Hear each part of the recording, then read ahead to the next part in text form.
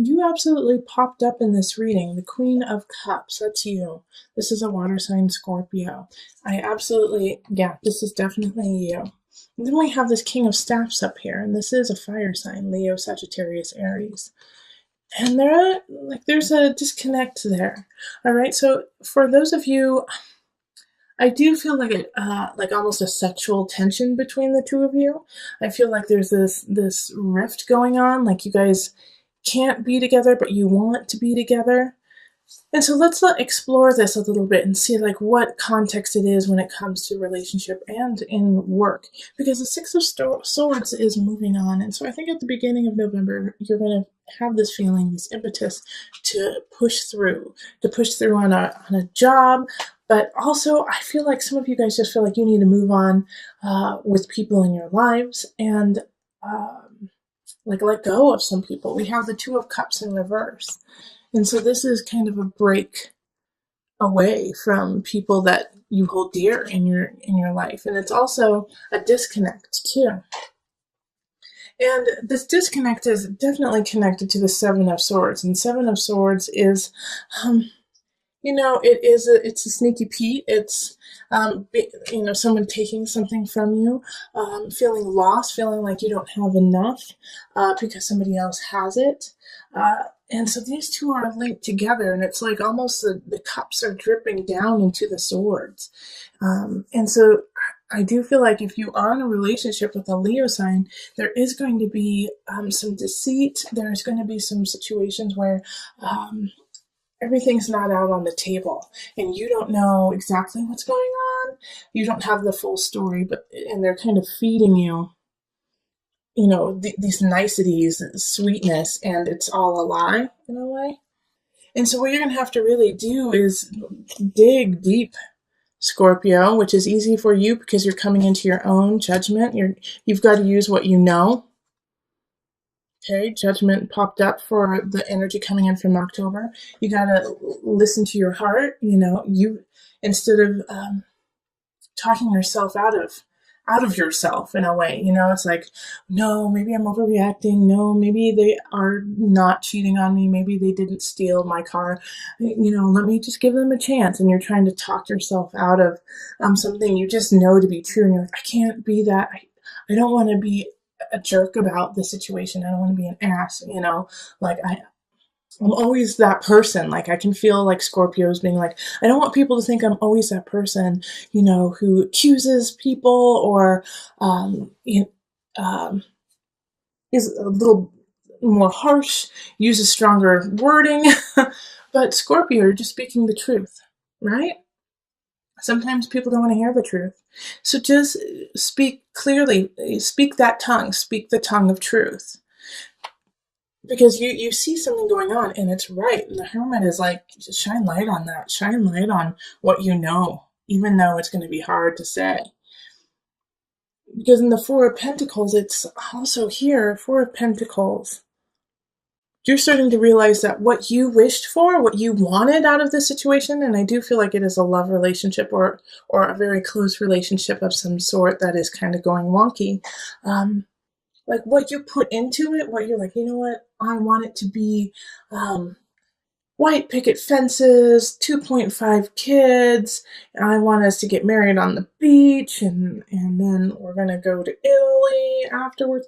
Like all of these things that you put on this relationship aren't needed and aren't what's going to make you happy anyways. And so that illusion that you had created with this person, this King of Staves, and even though they're in the upright, like they're doing what they need to, they feel like they're doing just fine. Oh, Scorpio, here's another situation too that Spirit just actually threw at me, is that, okay, I'm getting all over the place. Hold on, let me go back. So this energy that, that you have put into the relationship of what I want it to be, it won't make you happy. And what will make you happy is like a soul connection. And here's the thing about this King of Staves right there, is that they're in the upright, like I was just saying, they're in the upright, so they're doing really, really well. And maybe they have done some things that are awry. made some choices that aren't in your best interest, but are in their best interest, and so that's conflicting. But you have to let it go. Seven of Cups is like not seeing choices clearly. Yeah, they're charming. Yes, they're sexy. Yes, they're fun. And yes, there was this connection, but it wasn't the truth. But here's another spin on all this, okay? Is that there is this amazing soul connection between the two of you, and that you are meant to be together, Two of Cups. However, something is blocking you two. All right, because with the Six of Staves, not Seven of Wands, but the Six of Swords, the two sixes here, that energy, six is the energy of growth, learning, protection. It's often nostalgia, looking to the past so that you can move forward. With these two energies, it's like they're almost conflicting for you guys. Like you have an idea, a foundation, and he or she has a foundation, and they're not the same. And so it's like you guys have to step differently to meet each other.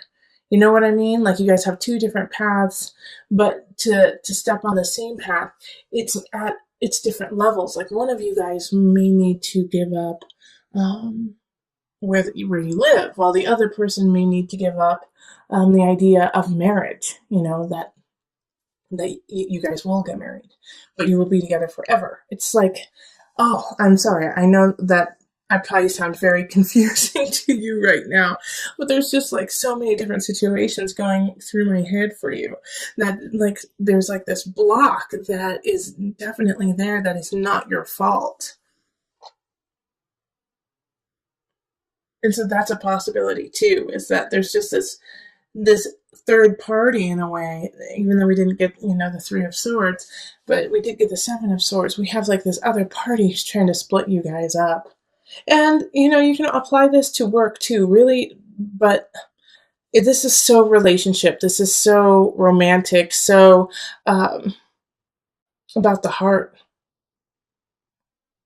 Okay, yeah, but and then we have these two fours here, and that's hard work, achievement, stability, and they're in the reverse, which is really interesting there too, because it's like all the work that you've put into it isn't helping you out because it's just not the right situation. There we go. That's what it is.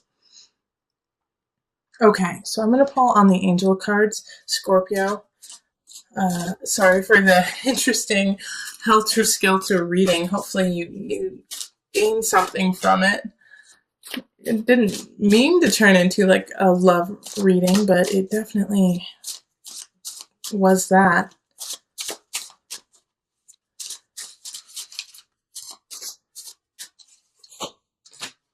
Okay, River, Surrender. Another sign got this. I'm not sure which one, but another sign did get this. Surrender. And I didn't read the book for them because it just didn't feel like that sign needed it, but I am going to read it for you because I'm getting called to, that there's something in there that you guys need to hear. Now, these cards are actually based on mothers, but that's why I love it, is that we all nurture and we all have a mother within, so come at it from that perspective. All mothers are well versed in going with the flow. Do you bend or do you break? For some, flexibility may come easily. It is a practice in shape-shifting. For others, it can feel like a relentless assault on one's sense of self. If you have chosen River, take stock of your relationship to the laws of surrender.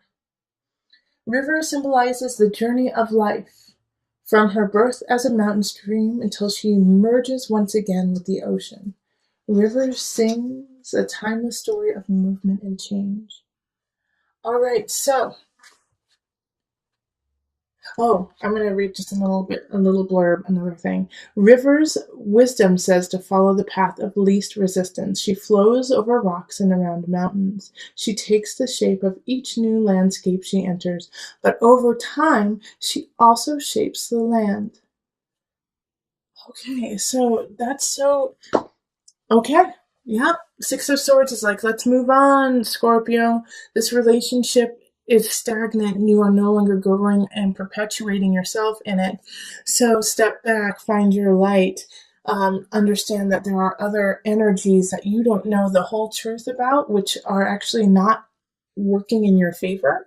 And so you have to gleam the light on that, hermit, go into the details, show the light in the dark, to figure out what steps you need to take next, because what you have been working on is not working. So go with the flow, see what happens, and then from there, let your heart shine and guide you down the river. So with the Five of Chalices here, it's, time to let go of what has already happened, that you can't change the past. You can't change the immediate past. You have to step up to it and own your situation, own your space in the situation. Five of Chalices is saying stop looking at the negative aspects of something going awry, of losing something, but realize what you have remaining and what you have to work with, that you have plenty to work with. So make sure that you lament, you mourn the loss of something, absolutely. But then you turn around and you see what you have left and fill yourself with gratitude. Because we do have arguments happening that second half of October, the second half of November. All right. So Five of Wands is talking of fights within relationship, fights within family. For us in the States, this is the energy of Thanksgiving, like meeting with your family. Maybe your family has completely different political views than you do, and you guys start to kind of pick at each other, and it turns into like a full-blown argument, fight before the turkey has even hit the table. So make sure that you are taking stock of where you are before actually starting that fight, picking that fight with somebody else, and just start to really think about, will I really regret this tomorrow if I pick this fight with somebody I love? Will I turn into the Five of Chalices and go, oh gosh, why did I do that yesterday, when I love this person and it's not even worth fighting over, Or it could be the opposite too. It could be, oh my gosh, why didn't I stand up for myself? Why didn't I, say, gosh, what you're saying is totally wrong and I don't appreciate it and I find it disrespectful. Why didn't I say that? So the Five of Wands is like, pick your battles, choose your battles wisely, because all the battles that you are about to have a meaning and will affect you in the future, and will affect how the other person deals with fights and arguments with you in the future. So pick them wisely. And we have the King of Wands popping up, and they popped up in your November reading too. And this is, a Leo, Sagittarius, Aries. They're still here. And so the connection though, this is with work. So, go back to the November reading after watching this, because I'm going to add on to it right now. The King of Wands energy, like I was saying in the November reading, often has that feeling of relationship for you, has a feeling of love with you. And I think it has to do, it's somebody from work, now that it's coming up in, career work area, that this is somebody that you meet through work, or somebody that you are going to grow your work with. All right. So this is a very important person in your life, especially since they popped up twice now. Okay. So in the November reading, and then again now. So this fire sign has a lot of potential to, create a future with you. And the reason why I say that is the Nine of Chalices right next to it. This is abundance, this is happiness, and this is in the sign of abundance, Scorpio. So Nine of Chalices is feeling really content and happy with how things are in some regards, and with abundance, it could be, financial abundance, it could be emotional abundance, it could be your personal abundance, how you feel about yourself. But there's some aspects in your life that are going really, really well, and it doesn't come without all the work you have already put into it. And the King of Wands sees that. And I think this is why these fights are so frustrating to you when it comes to family and when it comes to relationship in some regards. Because you're like, I am finally feeling comfortable in my own skin. I'm finally feeling like I can take the steps I need to for my life. And then you come in and you like try to strip me down, take away my light, take away who I am. No.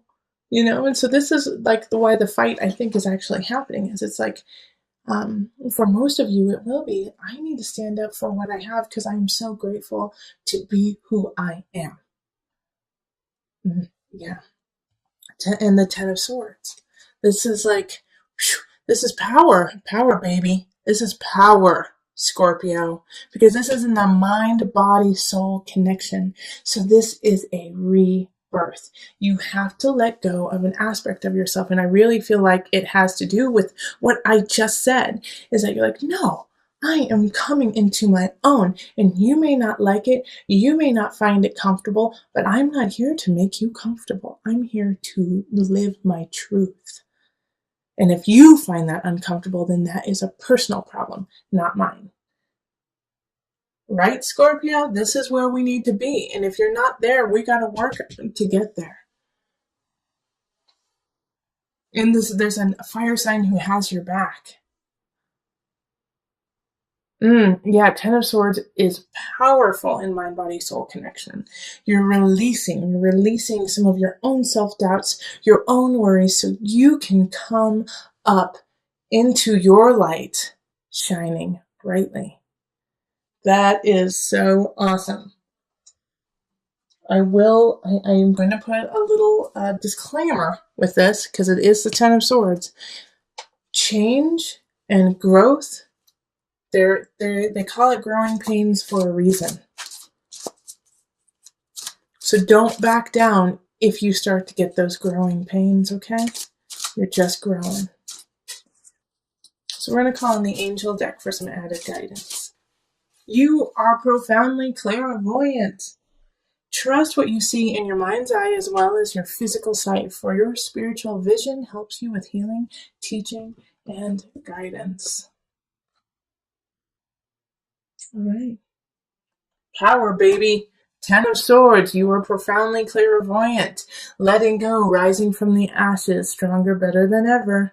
Listen to your intuition, listen to your heart, and the body will follow.